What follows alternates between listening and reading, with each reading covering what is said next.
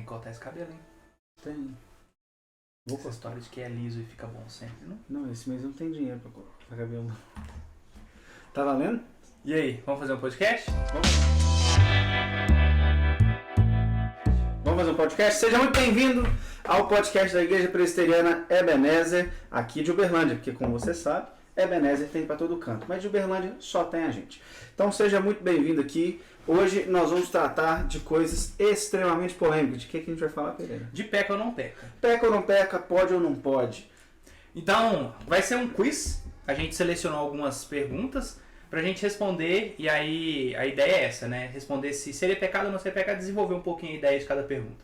E se você tem alguma pergunta do peca ou não peca, depois lembra a gente de abrir uma caixinha no Instagram, ou manda aqui no WhatsApp, ou manda no direct do Instagram da igreja, tá aqui na descrição do vídeo, vai estar escrito aqui qual é o Instagram da igreja. Manda sua pergunta para você saber se é ou não é pecado, se pode ou não pode tal coisa, que a gente faz uma nova rodada lá pro final do próximo mês. Peca ou não peca, pode ou não pode, esse é o tema de hoje. Para não ficar sem indicação de livro, porque a gente começou a indicar livro de acordo com o tema que a gente for tratar, eu peguei essa série aqui do N.T. Wright, chamado O Evangelho para Todos. Então tem aqui João, tem Lucas, Mateus, Marcos. É uma série de comentários dos 4 evangelhos que eu acho que vale muito a pena se você comprar. Eu paguei, acho que eu paguei em torno de R$160 nesses livros aqui. São 5 livros. Mateus e João tem 2 volumes cada, Lucas e Marcos tem um só. É um comentário extremamente devocional, com uma aplicação prática excelente. Então fica aqui a minha recomendação. Se você quer fazer um estudo nos evangelhos mais devocional, obviamente, não é um estudo histórico, exegético, nada disso, mas realmente uma imersão devocional nos evangelhos, eu recomendo que você compre aqui o box do N.T. Wright, O Evangelho para Todos, é da Thomas Nelson. Marca aí a Thomas Nelson depois, eu não estou ganhando nada com isso, mas poderia ganhar um livro de presente da Thomas Nelson depois, quem sabe um dia, né? Patrocina o Thomas Nelson. Não é porque o meu cabelo. Eu vou cortar o cabelo mês que vem, fiquem tranquilos. Mas tá aí, ó. Thomas Nelson, manda um livro de presente que a gente recomenda depois, dá nada não. Os livros da Thomas Nelson são muito bons, inclusive. Vamos lá pro pódio. Vamos para a primeira pergunta. Peca ou não peca? Peca ou não peca? Tô numa festa, tenho o paladar um pouquinho mais pro álcool, me ofereceram uma cervejinha, eu tô no meio do pessoal e eu tomei. Peca ou não peca? Cervejinha. Cervejinha, álcool em geral. Peca ou não peca? Não peca. Não peca? Não peca. Então vamos aos porquês. Vamos lá, olha só, a pergunta tem... na verdade, tudo depende de situações também.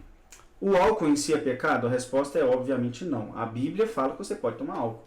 Jesus bebeu um vinho e eu sou totalmente contra a ideia de que o vinho que Jesus bebeu não era um vinho alcoólico. Eu acho que era um vinho alcoólico realmente, não era nada de somente um suco de uva.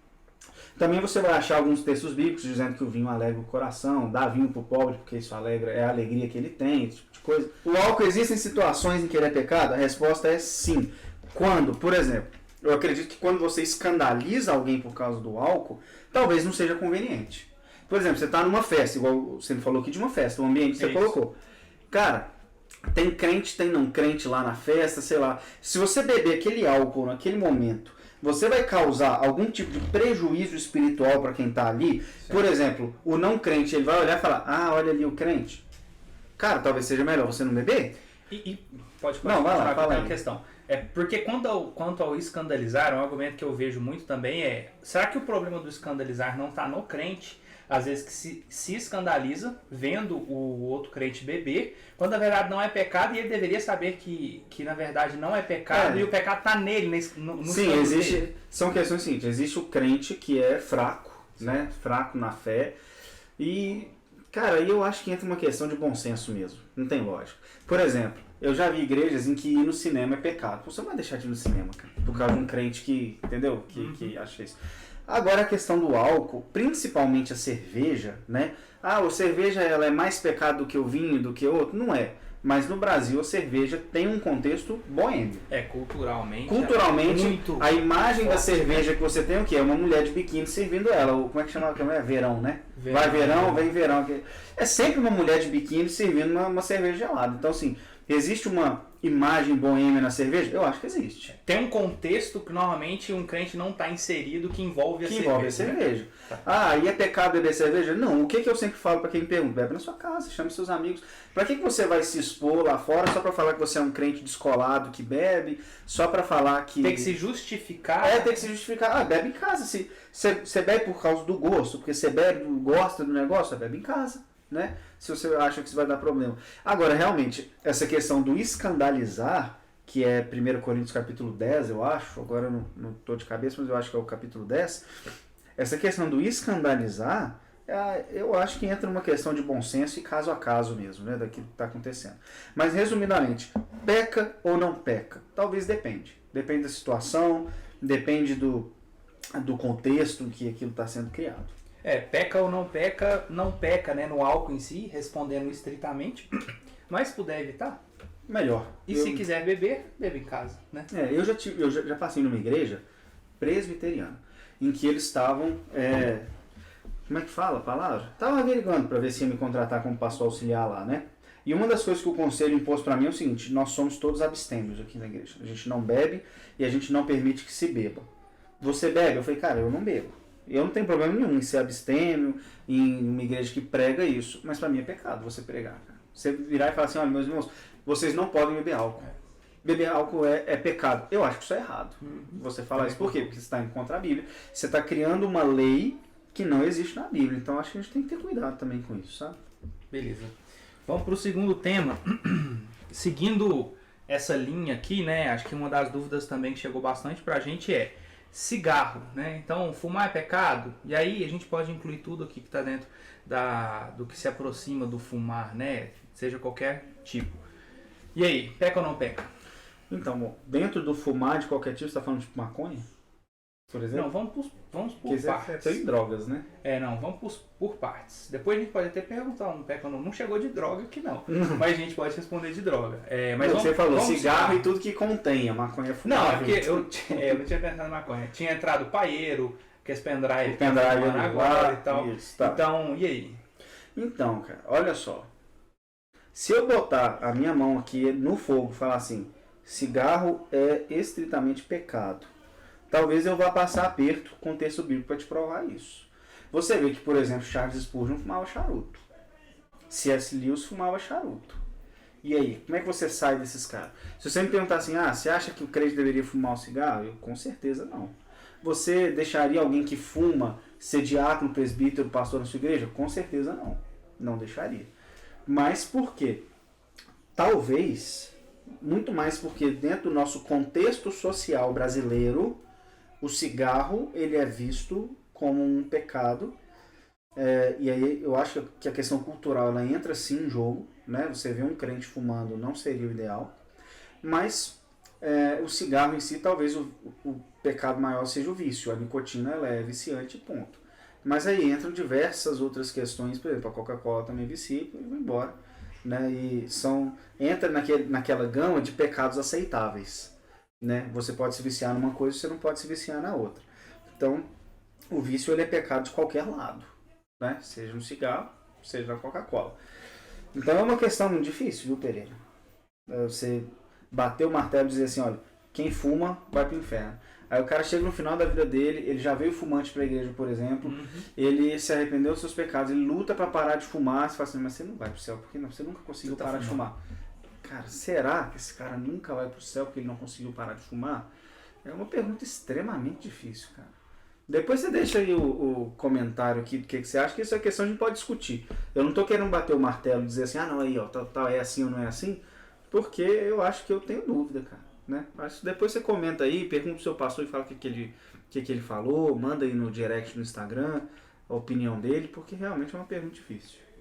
Vamos à terceira então. Essa eu acho que também é polêmica, hein? E às vezes vai surpreender muita gente que quer ficar rica. Opa! Mega Sena, peca ou não peca? Não peca. Não peca? Não peca. Olha aí, vamos Não surpreender peca. muita gente. Olha só, de novo, pastor amigo meu. A mulher chegou lá com 10 mil reais de dízimo. Sabe o que ele fez? Aceitou. Recusou.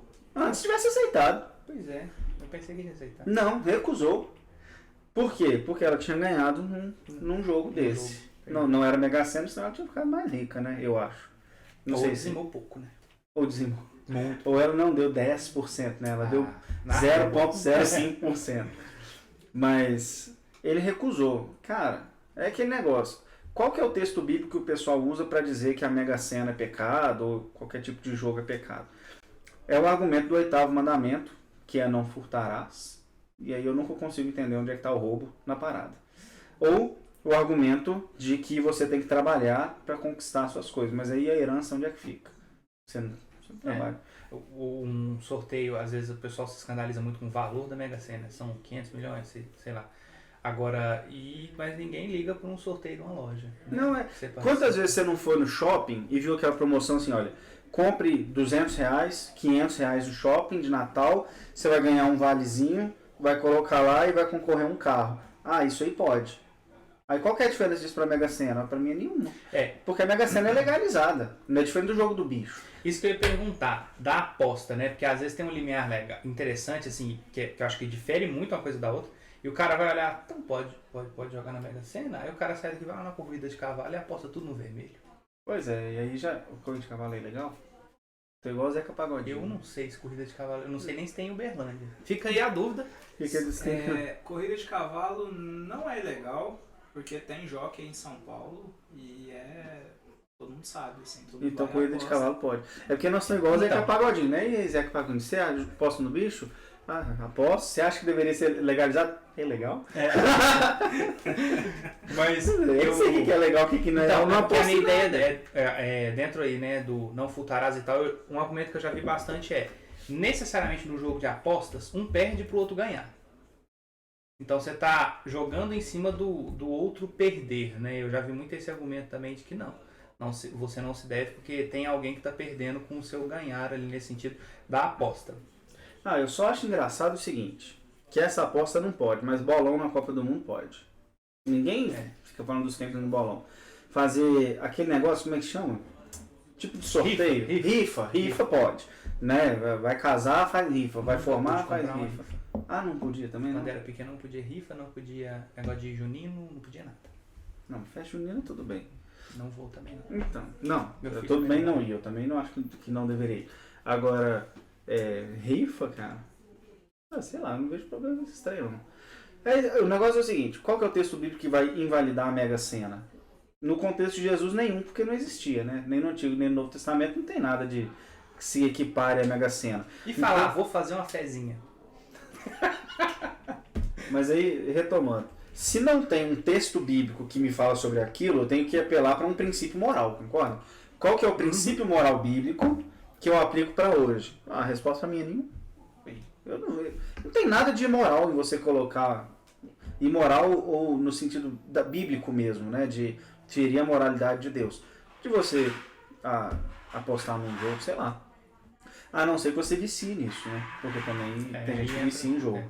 Ou se você começa a colocar a expectativa da sua vida naquilo. Como assim? Tem gente que fala assim, o dia que eu ganhar no jogo, eu vou mudar de vida, ou a única forma que eu tenho de mudar de vida é ganhando ali. O dia que eu ganhar na Mega Sena, eu começo a dizimar. Se eu ganhar na Mega Sena, exatamente. Então, isso aí reside pecado. Agora em si, sei lá, fazer um jogo, sei lá, também não vejo problema com isso não, cara. Se você vê problema, entende e enxerga alguma base bíblica, fica à vontade para comentar aí, a gente fala no próximo podcast e a gente vai discutir no assunto. Pois é, porque tem gente que acha assim, ele deu opinião, os caras preferem sair cancelando a gente no YouTube ou coisa assim, falando, né, olha só o que o pastor lá falou, não sei o que, tal, do que vir dialogar. Eu convido você a colocar isso, se você acha que eu tô errado, né? Põe ali, põe aí, a gente fala seu jogo. Com certeza, se eu for convencido por um argumento genuinamente bíblico de que eu tô errado, aí não tem problema nenhum de mudar de opinião, não. Mas até hoje, esses argumentos que me apresentaram eu achei fracos. Fica aí o convite, então.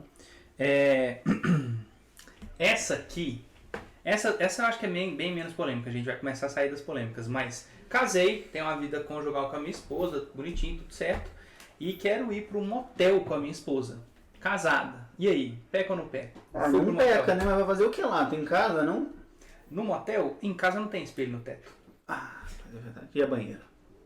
Em casa, às vezes tem e é mais limpa. Tem banheira. Não, mas sabe o que eu vejo, na verdade? Por exemplo, o que eu conheço de casais aí que eu já ouvi de história? É o cara tem 2, 3 filhos dentro de casa, aí ele vai para um motel, que em casa o cara não consegue trabalhar. Enfim, o cara tem 2, 3 filhos, ele tem que sair de casa porque ele não consegue fazer dentro de casa. Em casa ele não se relaciona, né? Ele não tem Porque esse os momento. meninos ficam gritando e tal. Na verdade, assim, quem tem uma disciplina rígida com os filhos, até consegue botar eles pra dormir, não, etc, tal. Mas aí tá exausto também, né? Rapaz, 3 meninos dentro de casa, eu vou te contar. Então, assim, é pecado ele levar a esposa no motel? A resposta é não, não é pecado, né? Eu iria? A resposta é não, eu não iria, né? Mas... Tem muita coisa que não é pecado, mas nem por isso também a gente vai fazer, nem né? por isso eu vou fazer. Mas, se você vier me denunciar assim, olha só, casal fulano, peguei ele saindo do motel, eu falo assim, meu amigo, o que você tem a ver com as contas dele? Né? De novo, qual que é o argumento? O que você ouve de argumento contra? Contra ir no motel? Não, na verdade eu nunca ouvi argumento contra, não. Eu penso que às vezes escandalizar, porque pode ser que o cara às vezes não conheça a esposa e fala, pô, viu fulano saindo do motel. E realmente, culturalmente, ninguém vai fazer coisa boa dentro do motel, né? Exatamente. Realmente. Não, o argumento que eu ouço é o seguinte, Mas aí esse tá errado. local é um local, vou botar essa palavra, tipo assim, profanado. Sabe? Tipo assim, ali não é um local pra crente porque quem passa... Mas na hora que o casado tá lá, aquele local não é profanado, é só uma cama, com um espelho e uma banheira, tipo assim. É só um local. A gente torce muito pra que esteja limpo. Que a gente torce muito. Mas ser pequeno. Oi? Não. A cama nem é tão grande assim. Nem cabe direito. Próxima pergunta? Vamos à próxima pergunta, então essa foi fácil, né? Essa foi fácil, Pessoal, foi tranquilo. e não pegue doenças. Vamos às próximas perguntas. Essa aqui, hein? Essa é boa. Não. Finanças e vida a um no namoro. O que é uma vida a um no namoro, né? Isso aqui é bem prático, porque... O que é uma vida a um no namoro? É burrice. Continua. Beleza, concordo. Continua. Porque eu vejo que na igreja presbiteriana não existe pecado pior do que, agora eu vou falar em termos técnicos, fornicação antes do casamento. Né, a gente, tem até um pastor que fez uma piada uma vez que você recebeu 2 membros de batismo e tal, e falou, esse aqui matou 15 pessoas, mas ele tá arrependido, ele cumpriu a pena dele e hoje ele é uma nova pessoa. Todo mundo bate palma. Essa aqui é adulta, ela tá arrependida. Difícil. A adúltera não dá, né? Então, assim, sexo antes do casamento é a mesma coisa. E às vezes eu vejo gente fazendo coisas que remetem no mesmo sentido de estarem casadas antes de casar. Não, mas eu não transo, mas... Vou só falar uma coisa antes aqui. Desabafo, hein? Como pastor presbiteriano. E aí eu não tô falando de igreja A ou B, eu tô falando da igreja presbiteriana do Brasil como um todo. A única coisa que dá disciplina é transar antes do casamento e engravidar. Cara, a gente não disciplina mais o fofoqueiro. A gente não disciplina mais o cara que passa a perna nos outros. Não. A gente não disciplina mais o cara que semeia discórdia. Só disciplina a menina que engravida. A menina, se bobear. É verdade. Se bobear, nem o rapaz. Então, fica aqui um desabafo como pastor para que as igrejas presbiterianas que eu conheço, os pastores que eu conheço, que sejam mais firmes na disciplina. Eu acho que está precisando dar uma arrochada na disciplina, porque em muitas igrejas presbiterianas o pecado está rolando solto em muita coisa. O namoro misto, né? Também. Não, entra um punhado de coisas, Enfim, e aí o que eu vejo, né? Se escoram muito de não, eu tô certinho porque eu tô me preservando pro casamento. Mas você vê que os dois já compraram tudo juntos, os dois praticamente moram juntos já, os dois levam uma vida a um, né? Porque são dois que de fato operam como um só. Mas se escoram de que não, a gente tem uma vida inativa sexualmente um com o outro, então por isso eu tô correto. E aí? Peca ou não peca? Eu acho que peca, cara. Eu acho que peca. Porque você se torna um na hora que você casa, né? Você se torna um na hora que você casa. E, cara, você vai juntando a sua vida com a vida da pessoa, aquilo tem afetos psicológicos, aquilo tem afetos de intimidade no seu namoro. Você começa a juntar o dinheiro um com o outro. Você começa assim, quem faz a compra da casa dos dois, você faz compra junto, sei lá, esse tipo de coisa, né? Vocês compram um carro juntos, vocês compram um apartamento juntos. Começa a... Rapaz, eu boto minha mão no fogo, se no final não vai fazer sexo. Se o sexo for só... Se não fizer também, né, independente de combinar ou não no sexo, você tá fazendo algo que é reservado pro casamento. Não, e aí depois como é que você vai separar isso aí? Por exemplo, cara, eu acho que você tem que ser precavido, né? E, tudo bem, você planejar o casamento antes, tem que planejar. Mas eu já vi muita gente, por exemplo, que no namoro, no noivado, vai e compra o apartamento. E termina.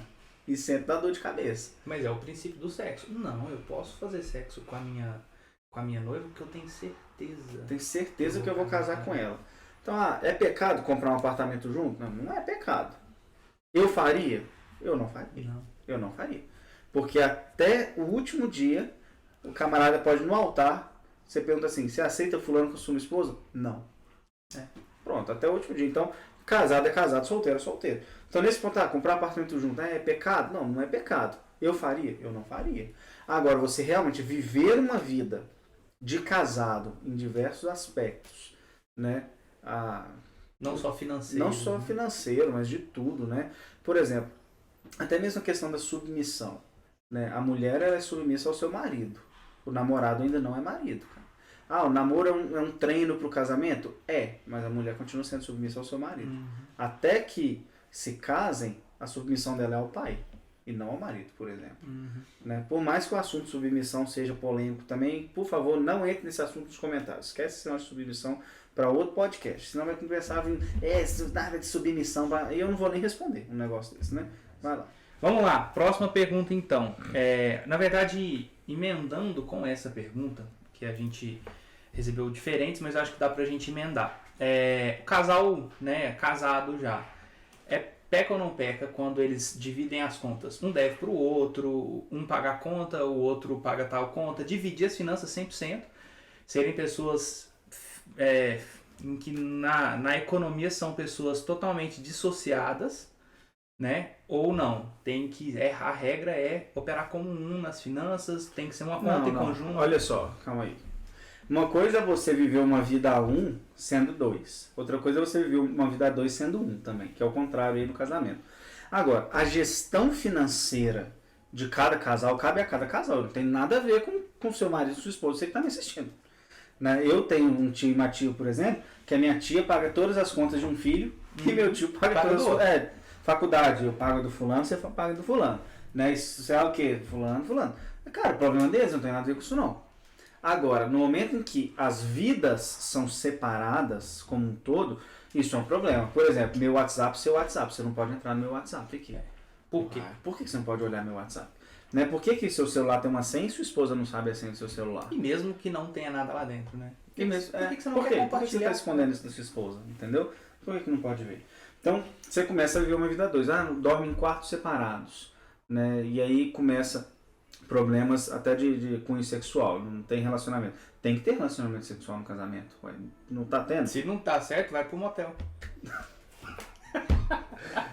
Faz o teste, vai que dá certo. Mas aí, então voltando, você tem aí a questão da finança. Cada um vai gerir do jeito que quer.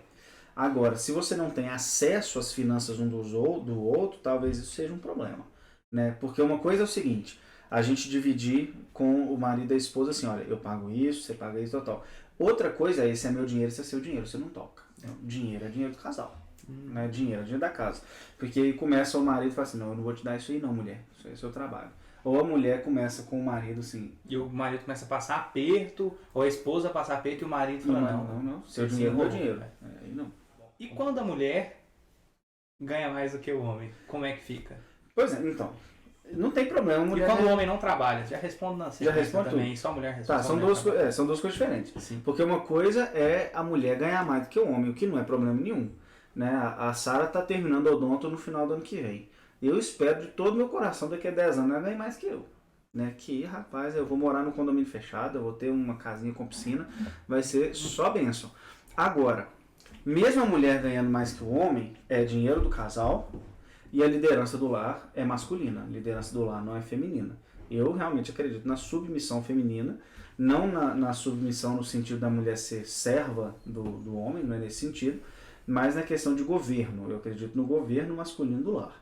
Então, a mulher ganhar mais é um problema? É um problema se ela quiser mandar no lar. Se gerar problemas a partir disso. Exatamente. Agora, o homem não trabalhar, não. Aí o homem não tem direito de não trabalhar, cara. Você quer ver alguém ter problemas é quando o casal faz esse tipo de pacto, que eu já vi mais de uma vez. A mulher sai para trabalhar e combina com o marido assim, você cuida da casa. Então o marido ele fica em casa, ele faz tudo do lar, ele cuida dos filhos, leva os filhos para a escola, ele faz todo aquele serviço que tradicionalmente a gente veria numa esposa. Eu acho que isso é pecado. Porque o marido ele precisa sair para trabalhar. A mulher ela tem a opção de trabalhar ou não. Se ela quiser sair para trabalhar, ao invés de ser da casa, eu não tenho problema nenhum. Muito pelo contrário, eu estimulo que as mulheres trabalhem. Eu acho que no século que a gente vive, a melhor coisa que a mulher pode fazer é sair para trabalhar, sabe? As contas estão cada vez mais apertadas. E se ela decidir ficar em casa? Também não tem problema nenhum. Cada casal decide o que faz. Eu não tenho nada a ver com o que acontece da porta para dentro. Agora, o homem ficar em casa e a mulher sair, eu não concordo não, cara. Eu não concordo, eu acho que o cara vai entrar em parafuso. Sabe por quê? Eu vou contar o que aconteceu comigo no ano passado. A gente teve no início do ano aí, março para frente, a pandemia, não é? A gente teve a pandemia e estamos até agora em pandemia, mas no ano passado algo muito mais pesado, antes de vir vacina, aquela coisa toda. Então, o meu filho, ele foi para a escola a primeira vez em fevereiro, ele foi 2 ou 3 semanas, voltou para casa por causa da pandemia, porque fechou a escola. Então, ele ficou 3 semanas na escola, literalmente. Quando ele voltou para casa, e não pôde ir mais para a escola, a Sara estava no auge da faculdade. E aí, não tinha mais quem olhasse o Paulo pra gente, porque seria a escola agora. Quem teve que olhar o Paulo? Eu. Eu ficava com o Paulo praticamente o dia inteiro, porque a Sara tinha aula manhã e tarde, né, quase todos os dias. Cara, eu trabalhava de 5h30 da manhã até as 9, que é o horário que o Paulo acordava. Olhava o Paulo de 9 até as 4h30, que era o horário que a Sara tinha aula. Trabalhava de 5h30 até 9 da noite. Era assim, o auge do inferno. Só que aí, o que acontece? Eu trabalhava menos do que deveria, porque eu passava mais tempo olhando o Paulo, para a Sara não precisar trancar a faculdade no meio da pandemia. E eu te garanto para você que eu deprimi. Eu entrei num burnout muito mais do que trabalhar 10 horas seguidas. Por quê? Porque o homem não foi feito para não trabalhar, cara. Eu sentia falta de falar assim, não, eu quero pegar de 8 às 18 e produzir, ir para o consultório, ler meus livros, montar meu sermão. Eu precisava de trabalhar. Eu não conseguia trabalhar, porque, se concorda, trabalhar desse jeito picado, era assim, fazer o que dava. Graças a Deus, eu ainda te garanto que eu fiz muita coisa, mas era o que dava. E a maioria dos homens que eu conheço, aí eu tô falando do que eu conheço, não é nenhum estudo, que trabalha nesse modelo assim, o cara fica mais deprimido, cara. O cara fica para baixo. E o casamento cria uma disfunção. Eu conheço casais que a mulher saiu, ela começou a mandar, o cara ficou mais em casa, virou um casal disfuncional, não vira um casal bíblico, não. Beleza, vamos lá para a próxima pergunta. Vamos lá. Usar saia curta, costas de fora, decotão, peca ou não peca? Pecadíssimo. Pecadíssimo. Peca demais, velho. Que isso? A Bíblia é muito clara. Como que, não vou dizer a mulher, como que o ser humano tem que se vestir? A Bíblia dá uma ordem: com decência. Com decência. O que é vestir de forma decente? Significa você cobrir aquilo que pertence exclusivamente ao seu marido ou à sua esposa. Cara, a exposição do corpo, ela é em si mesmo um pecado. Em si mesmo, expor o corpo já é pecado. Isso para mim vale para o homem e para a mulher. Para não dizer que a gente colocou aí saia, a gente colocou costas de fora, porque querendo ou não, quem mais aparece nas igrejas nossas indecentes são as mulheres. Se você não vê um homem entrando de sunga na igreja hora nenhuma, né? Nem de regata, né? É raro. Agora, a mulher não. A mulher, ela vai com aquela calça torada, ou se não, ela vai sem calça e com um short desse tamanho e as costas de fora. Tem meninas nas igrejas que elas alternam. Ou elas estão de calça, ou elas estão de barriga de fora, né? Então tem vezes que é short e barriga para dentro. Tem vezes que é calça e barriga para fora. Cara, eu não acho que menina nenhuma deveria aparecer de barriga de fora na igreja. Costas de fora. O short, sei lá, short na igreja, a menina eu acho que não deveria nem ir. Sinceramente, não faz sentido você aparecer de bermuda na igreja num culto. Vai de calça, vai de vestido, vai de saia. E se for de vestido de saia, pra que você vai com um vestido que tá acima da coxa, por exemplo? Não dá. Todo colado? Me diz uma coisa, o que você tá querendo mostrar além da conta? Assim? Por que tá querendo mostrar? Sabe? Esconde, tem que esconder mesmo o que pertence só ao marido. A mesma coisa do homem também, tem que ter cuidado. A gente olha sempre pro lado da mulher, mas você pega aí o Kenji, Ah, que isso, hein? né? Você vai nos Que homem? Você vai nos acampamentos, os meninos tudo com aqueles gominhos assim que nós temos embaixo disso aqui. Sim, tá porque aqui. Tá aqui, mas tá encoberto no momento. Mas tem gente que não tá encoberto os gominhos. E os caras também nos acampamentos, eles ficam mostrando. Talvez seja pecado também. Tem que pensar sobre isso. Além do que você induz o outro ao pecado. Isso também é pecado. Você induzir o outro ao pecado. Porque, cara, pensa assim, passa uma menina na sua frente. Ela tá só de vestido, normal. A probabilidade de você olhar para ela e quebrar o sétimo mandamento é muito menor do que ela passar de biquíni na sua frente. Mas, pelo menos a meu ver, isso é óbvio. A mesma coisa, a mulher passa um homem, se ele tá com uma bermuda, ou às vezes, se fosse crentes no acampamento, aquela blusa de praia assim, sei lá, a probabilidade da mulher pecar é muito menor do que o cara andar de sunga pelo acampamento. E assim, eu acho que o ambiente também influencia muito nisso, né? Quando você tá na praia, você já está inserido num ambiente em que está todo mundo vestido de determinada forma. Quando você está na igreja, você está inserido em um ambiente em que está todo mundo muito diferente do que está na praia. Então, os seus olhos já estão preparados para coisas completamente diferentes do que na praia. O exemplo é, por que uma mulher na praia de biquíni chama muito menos atenção do que uma mulher de biquíni na igreja? Eu também acho. Eu acho que o contexto também faz sentido. Uma mulher de biquíni na praia, embora mesmo assim, que biquíni que tá usando na praia? Esse é o Porque ponto. tem aqueles biquínis em que você quase não encontra o biquíni, né? Ele some, né? Ele some, então cuidado também. Mas eu também acho que faz diferença no contexto. Uma mulher com um vestido curto, ela tá talvez mais sensual na igreja do que a mulher de biquíni na praia. Sim, é isso, né? exatamente. Eu acho que o contexto faz diferença. Mas peca, cara, peca. E eu vou te falar que cada vez mais as jovens elas estão despreocupadas em relação ao que estão vestindo. Eu falo as jovens no feminino porque dentro do meu contexto eu vejo poucos homens assim, ou nenhum. Na verdade, eu não me lembro de nenhum caso de homem que se vista inadequadamente. Não me lembro agora. A pessoa pode assistir e falar, na minha igreja tem, eu não tô na sua igreja, cara. E exceto o Kenji, a gente normalmente fala com gente muito homem feio, né? A maioria dos homens, né? tirando o Kenji, eu acho que a maioria dos homens que nos cercam, eles não chamariam atenção. Não, pode. Se ele andar sem camisa, vai ser trágico. Ele vai chamar atenção, mas Se chega nós três sem camisa na igreja, o que vai acontecer? O pessoal dá 3 camisas pra gente o mais rápido possível. Exatamente. Não, vem cá, deixa eu descobrir. No máximo vai acontecer é dar risada. Vem cá, eu arrumo 3 lonas pra Exatamente. vocês. Próximo. Beleza, vamos para a próxima pergunta. Tá, a próxima pergunta a gente respondeu que seria, gente, se você quiser comentar um pouquinho, obrigar a usar saia, né? Então, pensando nisso, na decência e tal, seria interessante eu incorporar a norma de que, né, na igreja só pode vir usando saia a 3 dedos da canela. Não, tá. Pera aí. Olha só, a pergunta é se peca ou não peca o pastor ao obrigar a usar saia. Peca. Porque a mulher pode usar uma calça, por exemplo, ou outra coisa. Outra coisa não, acho que só teria saia, vestido, mas quem deixa saia, normalmente vestido e saia, né? Por que peca? Por que eu tô falando que peca? Existem igrejas onde a mulher não pode entrar de calça.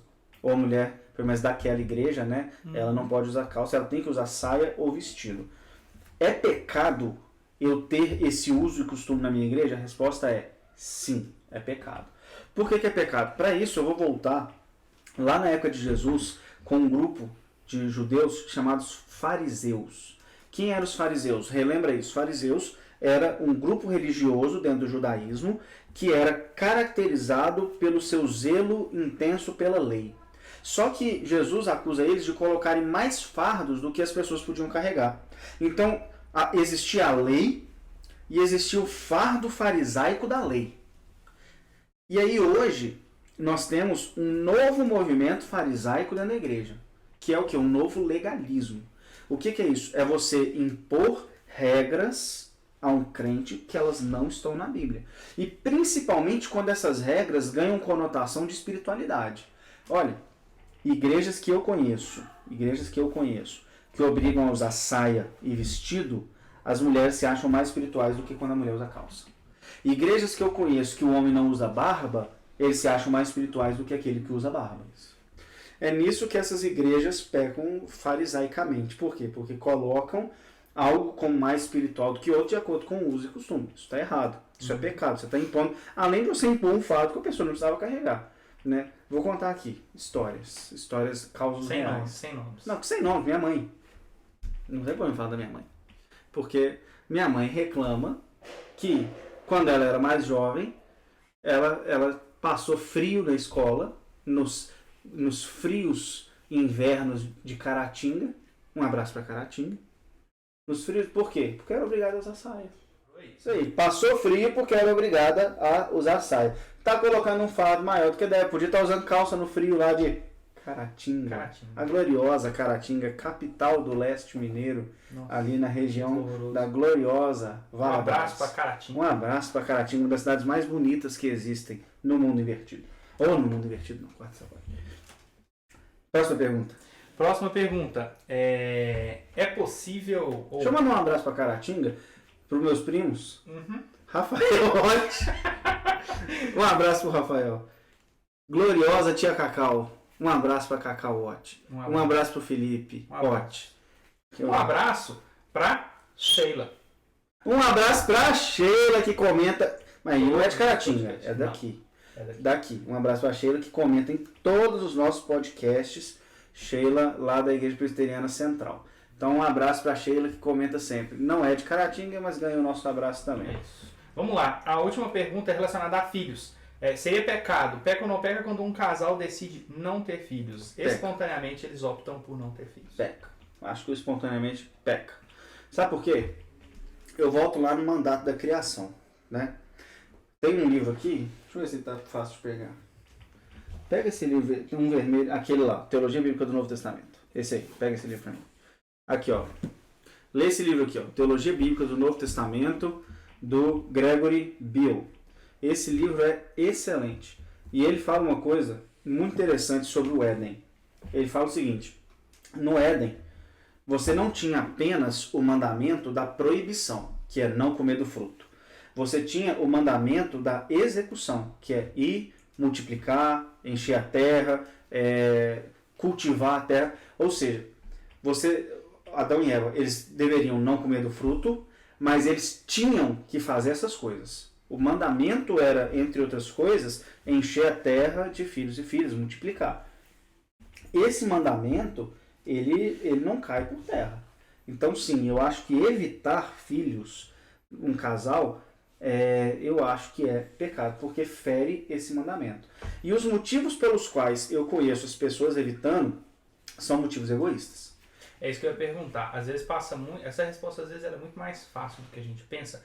Porque o casal, quando ele está pensando em será que eu posso, eu não quero e tal, normalmente ele precisa sondar primeiro o coração dele para entender por que eu estou me fazendo essa pergunta. Normalmente ele já vai encontrar a resposta ali. Olha só, primeiro, a mulher pode falar assim, vai deformar meu corpo. Então talvez tenha uma idolatria no corpo aí. Ou senão, um filho vai atrapalhar a nossa vida. Porque, cara, quando nasce um menino, igual o meu tá com 3 anos, você vai deixar de fazer um punhado de viagem. Não tem como você querer viajar, você, sua esposa e um menino de 2, 3 anos para uma praia sozinho. Vocês vão passar raiva, porque só o menino vai brincar. Vocês não vão fazer nada. Né? Então, assim, é muito difícil. Você pegar um menino de 3 anos e levar ele no McDonald's já é difícil. Né? Porque o menino ele é aloprado. Sair com criança é sempre um desafio. Aí fala assim, os filhos vão estragar nosso casamento, vão estragar nossos planos de conhecer o mundo. Tudo isso é o quê? Egoísmo. Tudo isso é egoísmo. Porque você ter filhos é justamente você abrir mão de muita coisa em favor deles. E quando você tem filhos, você, principalmente se você já é crente, além de você colocar mais alguém no mundo que vai ser filho da aliança, aquela coisa toda, você também vai ser trabalhado por Deus em relação ao seu filho. Você vai aprender a abrir mão de muita coisa, você vai aprender a amar uma outra muito pessoa. Do amor sacrificial do também. Amor sacrificial, exatamente. Aprende no casamento? Claro que aprende no casamento. Mas, às vezes, com um filho pequeno que você tem que cuidar, você vai aprender mais. Porque uma coisa é você amar sacrificialmente um adulto. Outra coisa é uma criança que tem que ficar olhando o tempo todo. Outra coisa é uma criança que realmente você tem que abrir mão de muita coisa por causa dela. Então, sim, Deus vai trabalhar demais no seu coração. Agora, esse encher e multiplicar a terra, quantos filhos tem que ter? Então tem que ser aquele modelo, eu acho, eu corro de falar bobagem aqui, mas eu acho que os católicos mais raiz, eles acreditam que você não deve evitar filho nunca, né? E alguns, hoje eu vejo no meio reformado também, alguns dizendo o seguinte, você tem que ter quantos filhos Deus mandar, né? Aí tem 8, 10, 12 filhos. Não, eu não acho que é assim, né? Se você tem 1 filho, 2 filhos, 3 filhos, um planejamento familiar, não tem problema não. Agora, não querer ter filhos não tem problema. Eu acho que não é bíblico não. Eu acho que peca. Eu ouvi, eu não sei se foi Nicodemos, alguém que falou sobre a herança do Senhor, né? Ele fala que filho é como herança do Senhor, e aí ele começa não entendendo essa pergunta de rejeitar uma herança, né? Então, é aquele raciocínio. Primeiro, entende. Por que será que você tá se perguntando por que eu não quero ter filho? Porque muitas das vezes... Não vê como herança, ele vê como maldição. Né? Exatamente. Então, a resposta já começa daí. Mas encerramos. Se, como a gente falou, alguém tiver mais alguma pergunta, fiquem à vontade, mandem nos comentários, manda pro pastor Vitor, manda para mim também, manda no perfil da Igreja Ebenezer, que a gente tenta responder mais pro final do próximo mês. E encerramos nosso último podcast. Se inscreve no canal. Não vamos falar para se inscrever no canal, nem rasgar o dedo no like. Quando a gente não fala, a gente já está falando. Mas nem vamos falar. Compartilhar com amigos. Jamais, não compartilha com amigos. Não manda para um amigo que você acha que vai ser interessante ele participar dessa discussão aqui. Ou para algum amigo que saiba alguma resposta que a gente às vezes não conseguiu dar. Ou se e não tem cancela alguma... a gente. Isso. Não sei se vai ser possível. Mas se for cancelar, manda para o máximo de pessoas possível. Cancelando também, porque aí é interessante que muita os gente haters também. Os haters também dão promovem, views, né? com certeza.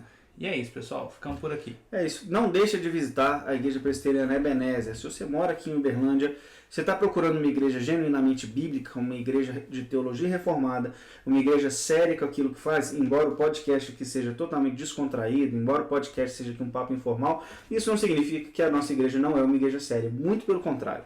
A Presbiteriana Ebenezer, ali no bairro Tocantins, é uma igreja extremamente séria. Eu convido você a participar com a gente de um culto.